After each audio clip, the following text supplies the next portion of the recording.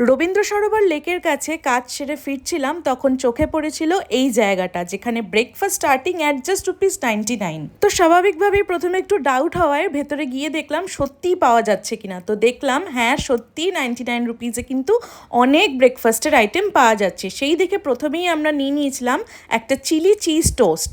এক প্লেটে এরকম 8টা স্লাইস ছিল, খেতে ছিল এক্সট্রিমলি চিজি। এরপর আমরা নিয়েছিলাম একটা ননভেজ ব্রেকফাস্ট প্ল্যাটার, যেটাতে ছিল এরকম দুটো সানি সাইড আপ, তার সাথে ব্রেড, বাটার, চিকেন সসেজের সাথে ছিল এখানে পটেটো ওয়েজেস। এরপর আমরা নিয়েছিলাম একটা জুস, তার সাথে নিয়েছিলাম এগ স্যান্ডউইচ, যেটা আমার পার্সোনালি খেতে দুর্দান্ত লেগেছিল জাস্ট। তবে আমাদের ব্রেকফাস্ট একেবারেই ইনকমপ্লিট থেকে যেত যদি আমরা খেতাম না এই ব্ল্যাক কফিটা। আর এত কিছু খাওয়ার পরও লাস্টলি নিয়েছিলাম আমরা একটা বেকড বিনস, যেটারও দাম ছিল অনলি ₹99।